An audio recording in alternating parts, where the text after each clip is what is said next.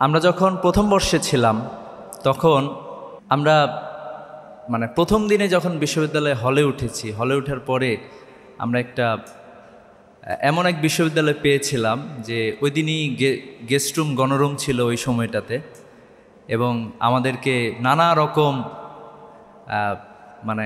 নানাভাবে আর কি মানসিক টর্চার যেটাকে বলে, এটা বিশ্ববিদ্যালয়ে তখন কমন একটা ব্যাপার ছিল। তো আমাদেরকে মানসিক নির্যাতন করার পরে আমাদের হল থেকে বের করে দেওয়া হয়েছে রাত 12টার দিকে মনে হয়। বের করে দিয়ে বলা হয়েছে যে আজকে আর তোরা কেউ হলে ঢুকতে পারবি না, সারা রাত ক্যাম্পাসে ঘুরে বেড়াবি বিভিন্ন জায়গায়।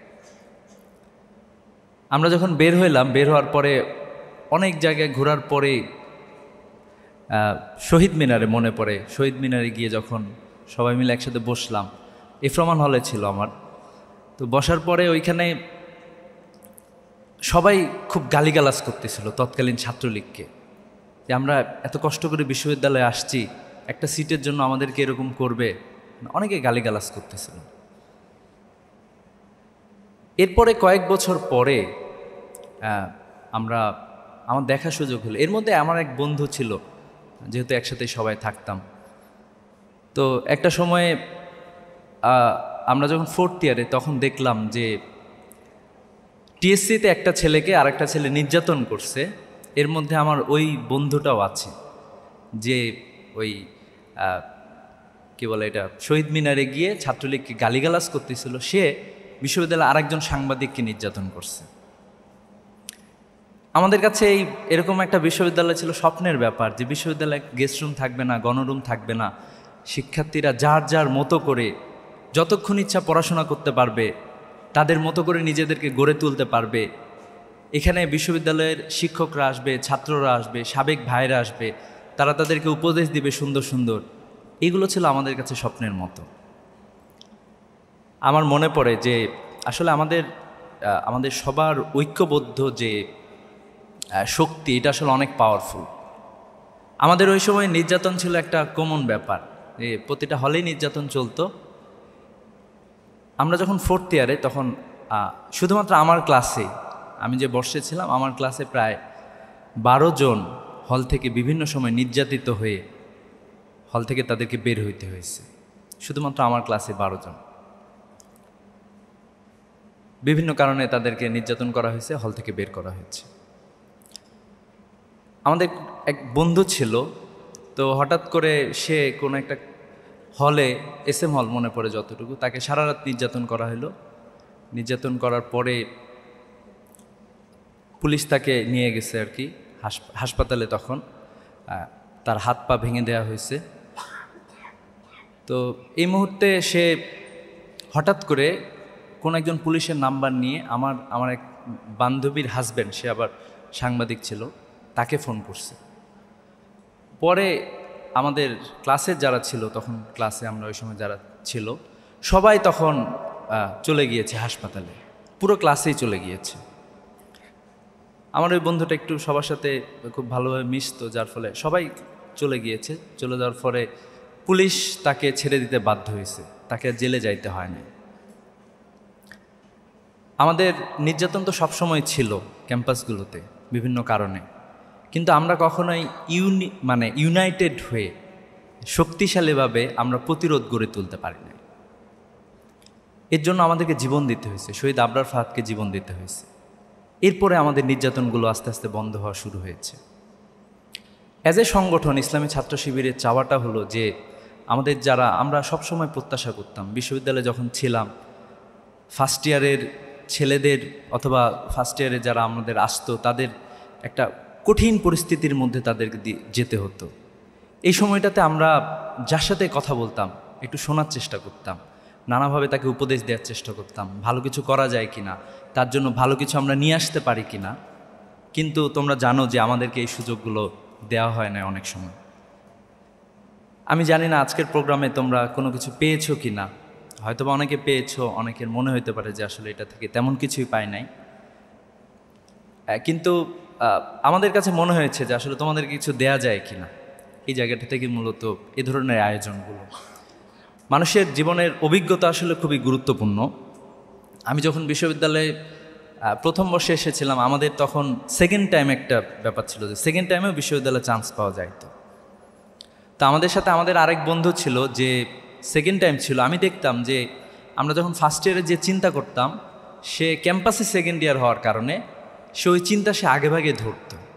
ও 1 বছর আগে যা বলতো 1 বছর পরে আমাদের অনুভূতিটা ঠিক সেরকমই হইতো। এই জন্য আসলে মানুষের অভিজ্ঞতাটা খুবই গুরুত্বপূর্ণ। আজকে যারা এখানে এসেছেন তারা তাদের জীবন থেকে কথা বলার চেষ্টা করেছেন, অথবা আমরা যারা এখানে এসে দাঁড়িয়েছি আমরা তোমাদের বড় ভাই হিসাবে আসলে আমাদের কথাগুলো বলার সুযোগটা পেয়েছি। তো এই জায়গা থেকে আমি তোমাদেরকে বলবো যে আমাদের স্বল্প পরিসরে আয়োজন হইতো, আমরা এই কাজগুলো সবসময় করতাম যে শিক্ষার্থী যাদেরকে পাই, যাদের সাথে আমাদের এক্সেস আছে, যাদের সাথে আমাদের বসার সুযোগ আছে, যখন আমাদের এই সুযোগটা আসছে যে তোমাদের সবাইকে নিয়ে একসাথে বসার, এই সুযোগটা আমরা কাজে লাগানোর চেষ্টা করছি। আমরা এটা বিশ্বাস করি যে একটা যদি সমৃদ্ধ বাংলাদেশ চায়, বাংলাদেশের সবচেয়ে বড় সম্ভাবনা হচ্ছে বাংলাদেশের তরুণরা। বাংলাদেশের যে তরুণ সমাজ আছে, বাংলাদেশের তরুণ তরুণীরা, এরাই হচ্ছে বাংলাদেশের সবচেয়ে বড় সম্ভাবনার জায়গা। কেন যেন আমরা দেখি যে আমাদের তরুণদেরকে খুব সুন্দরভাবে গড়ে ওঠার যে একটা পরিবেশ করে দেয়া দরকার, এটার আসলে সবসময় ঘাটতি আমরা দেখতে পেয়েছি। ওই যে শুরুতে বলতেছিলাম যে আমরা সুন্দর একটা ক্যাম্পাসের স্বপ্ন দেখতাম, যে ক্যাম্পাসে গেস্ট রুম গণরুম থাকবে না, যে ক্যাম্পাসে কেউ নির্যাতনের শিকার হবে না। এটা ছিল আমাদের জন্য একটা স্বপ্নের মতো। আমরা আসলে দেখলাম যে এই স্বপ্নটা বাস্তবায়ন হয়ে গিয়েছে। আমরা এরকম একটা ক্যাম্পাসে আমরা দেখতে পাচ্ছি, এখানে গেস্ট রুম নাই, নির্যাতন নাই, অন্যান্য বিষয়গুলো নাই। আমরা যখন বিশ্ববিদ্যালয়ে প্রথম বর্ষে আসছিলাম তখন আমাদের সিনিয়র ভাইরা বলতো, যদি তুমি 1 ঘন্টা পড়াশোনা করতে পারো, প্রতিদিন যদি 1 ঘন্টা পড়াশোনা করতে পারো, তাহলেই তুমি অনেক ভালো কিছু করবা। আমার মনে হইতো আর কি, ওই সময় আমরা বলছিলাম যে মাত্র 1 ঘন্টা, আমি তো 12-13 ঘন্টা করে অ্যাডমিশনের সময় পড়াশোনা করে বিশ্ববিদ্যালয়ে আসছি, আমি কেন পারবো না এটা। বিশ্ববিদ্যালয়ে দেখছিলাম যে আসলে সেই পরিবেশটা নাই, গেস্ট রুম গণরুম এই সব করতে করতে, মানে প্রোগ্রাম মিটিং মিছিল করতে করতে সব কিছু শেষ হয়ে যাইত, অনেকে আর পারতো না। তো যাই হোক, এই জায়গাটা থেকে আমরা বের হয়ে এসেছি। তো তোমরা আসলে একটা ক্যাম্পাসে আসছো, আমি তোমাদেরকে এজন্য বলবো যে ঢাকা বিশ্ববিদ্যালয় খুবই গুরুত্বপূর্ণ একটা জায়গা। তোমরা যে ক্যাম্পাসে আসছো, তোমরা একরকম ক্যাম্পাসে এসেছো। তোমরা যখন এই ক্যাম্পাসকে রেখে যাবা, আমি প্রত্যাশা করি যে তোমরা 4 বছর 5 বছর অথবা 6 বছর পরে ক্যাম্পাস থেকে বিদায় নেবা, তোমরা একটা নতুন ক্যাম্পাস রেখে যাবা, যে ক্যাম্পাসে শিক্ষার্থীদের তার ক্যাপাসিটি যতটুকু আছে ম্যাক্সিমাম ইউটিলাইজেশন যাতে তারা করতে পারে, এই সুযোগটা যাতে তারা পায়। এ বিশ্ববিদ্যালয়ে মেধার যাতে চর্চা হয়, এ বিশ্ববিদ্যালয়ে শিক্ষক হইতে গেলেই যাতে এরকম না হয় কোনো একটা রাজনৈতিক দলেরই শিক্ষক হবে, তারাই বড় বড় জায়গায় যাবে, এইটা যাতে না হয়, এরকম একটা ক্যাম্পাস তোমরা রেখে যাবা। এই যে তোমরা গেস্ট রুম গণরুম বিহীন একটা ক্যাম্পাস পেয়েছো, নির্যাতন বিহীন একটা ক্যাম্পাস পেয়েছো, তোমরা এরকম একটি ক্যাম্পাসে রেখে যাবা। আমরা এখন গ্লোবাল ওয়ার্ল্ডে বসবাস করছি। তোমার প্রতিদ্বন্দ্বী তোমার পাশের জন না, তোমার ক্লাসের বন্ধু। তোমরা চাইলেই তোমরা 4-5 জন 4 পাইতে পারো, রেজাল্ট হতে পারে তোমাদের, সে তোমার প্রতিদ্বন্দ্বী না। তোমার প্রতিদ্বন্দ্বিতার জায়গা আরও অনেক অনেক বড়। পুরো পৃথিবীর সাথে তুমি লড়াই করতেছো, প্রতিদ্বন্দ্বিতা করতেছো, এইভাবে তুমি তোমার নিজেকে গড়ে তুলবা। তো এইখানে একটা জায়গা খুবই গুরুত্বপূর্ণ যে আমরা যখন বিশ্ববিদ্যালয়ে এসেছি, যে আমরা ডাইভার্সিটির মধ্যে এসেছি, এবং হচ্ছে এই ডাইভার্সিটিকে আমরা অ্যাকসেপ্ট করতে পারতেছি কিনা।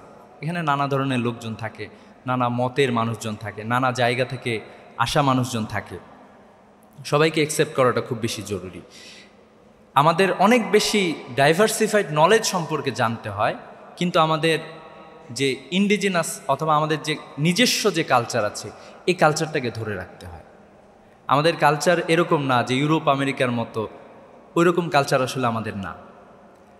তারা ব্যক্তি স্বাধীনতার কথা বলে তারা ব্যক্তিকে পরিবার থেকে আলাদা করে ফেলতেছে, ব্যক্তিকে সমাজ থেকে আলাদা করে ফেলতেছে, কিন্তু আমাদের সোসাইটিতে আসলে এরকম না। আমাদের নর্মস এবং ভ্যালুস আছে, যে নর্মস এবং ভ্যালুস আমাদেরকে সামনের দিকে এগিয়ে নিয়ে যায়, যেটা আমাদের বন্ডিংটাকে আরও বেশি স্ট্রং করে। আজকে তোমরা দেখবা যে ইউরোপ আমেরিকার লোকজন আফসোস করতেছে নানা জায়গায়, তারা পুরো পৃথিবীব্যাপী লড়াই সংগ্রাম লাগায় রাখছে। আজকে আমরা এখানে অনেক এক্সাম্পল শুনলাম, বড় বড় বিশ্ববিদ্যালয়ের গল্প শুনলাম। তো এই বিশ্ববিদ্যালয়গুলোই কী করছে? ওইখানে গবেষণা হয়, কিভাবে আফ্রিকার দরিদ্রকে আরও বেশি বাড়ানো যায়, ওই দেশগুলোকে কিভাবে যুদ্ধের আরও বেশি যুদ্ধক্ষেত্র বানানো যায়, সিরিয়ায় যুদ্ধটা আরও কিভাবে দীর্ঘায়িত করা যাইতো, এই চেষ্টাগুলোই তারা করত। ওইখানে আয়ারে পড়াশোনা হয় যে কিভাবে আরও অস্ত্র বেশি বানানো যায় এবং আরও অস্ত্র বেশি বিক্রি করা যায়, পৃথিবীকে কিভাবে গণ্ডগোল লাগায় রাখা যায়। কিন্তু আমরা বলবো যে আমরা একটা নতুন বিশ্ব আমরা বিনির্মাণ করবো ইনশাল্লাহ।